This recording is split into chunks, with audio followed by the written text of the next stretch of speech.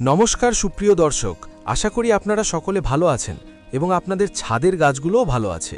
আজকে আবার আপনাদের জন্য নিয়ে চলে এলাম জবা গাছের গ্রীষ্মকালীন সম্পূর্ণ পরিচর্যার একদম ডিটেল ভিডিও, যেখানে আমি এমন কিছু টিপস শেয়ার করব যেগুলো আপনি যদি ঠিকভাবে ফলো করেন তাহলে গরমের মধ্যেও আপনার জবা গাছ ভরে যাবে কুঁড়িতে, ফুলে, আর গাছ হবে একদম ঝাঁকড়া ও সুস্থ।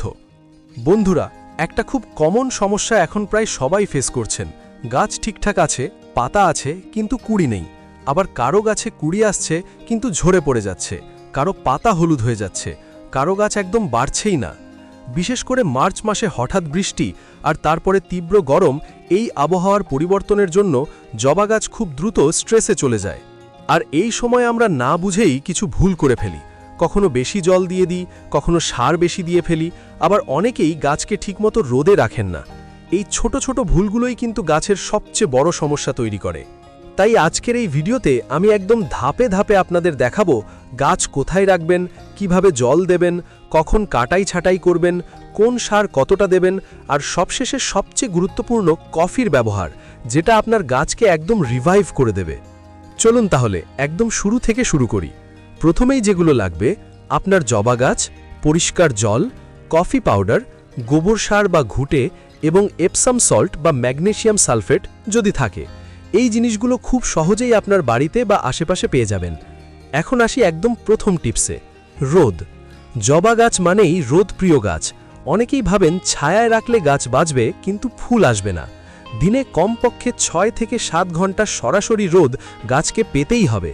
এই রোদ থেকেই গাছ তার খাদ্য তৈরি করে, যাকে আমরা বলি সালোক সংশ্লেষ প্রক্রিয়া। তাই যদি আপনার গাছ ঠিকমতো রোদ না পায়, তাহলে যতই সার দিন ফুল পাবেন না।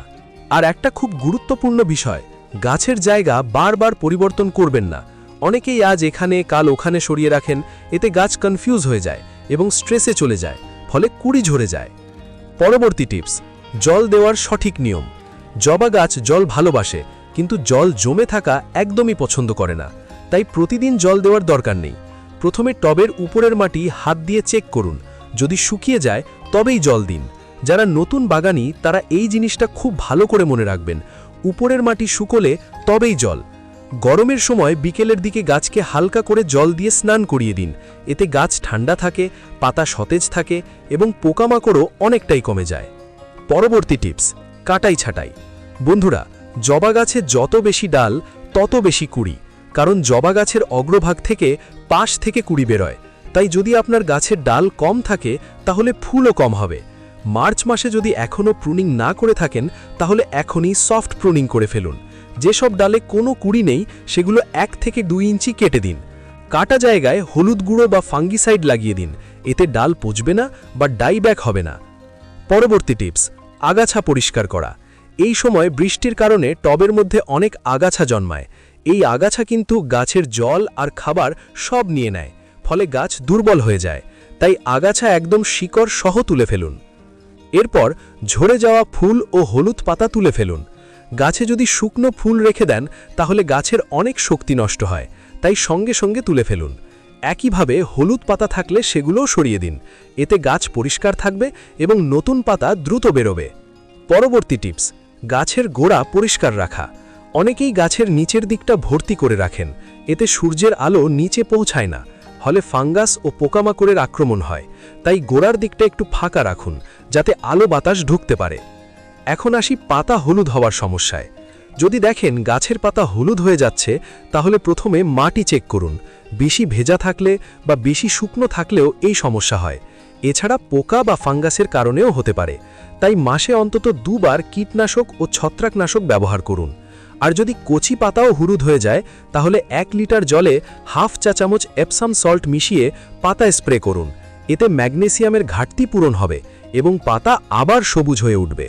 এখন আসি গাছের গ্রোথ বাড়ানোর টিপসে। অনেক সময় গাছ একদম থেমে যায়, তখন আপনাকে গোবর সার ভেজানো জল ব্যবহার করতে হবে। 2-1টা ঘুঁটে বা 1 মুঠো গোবর 1 লিটার জলে 3-4 দিন ভিজিয়ে রাখুন। তারপর ছেঁকে নিয়ে আরও 1 লিটার জল মিশিয়ে সপ্তাহে 1 বার ব্যবহার করুন।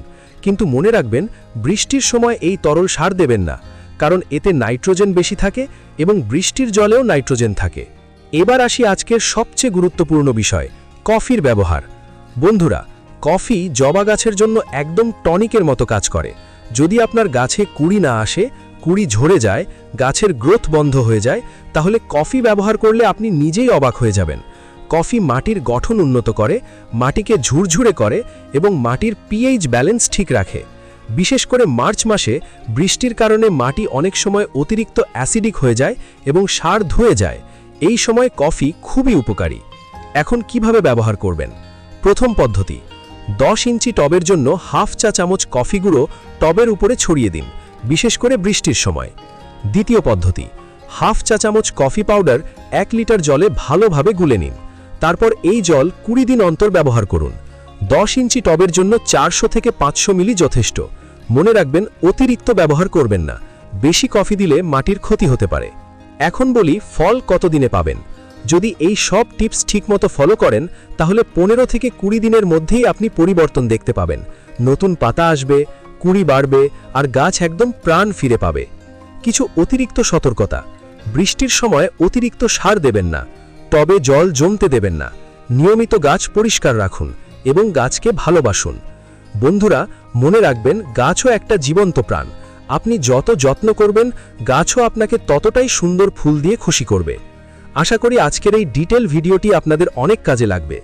ভালো লাগলে অবশ্যই লাইক করবেন, বন্ধুদের সাথে শেয়ার করবেন, আর এরকম আরও টিপস পেতে চ্যানেলটি সাবস্ক্রাইব করে পাশে থাকবেন।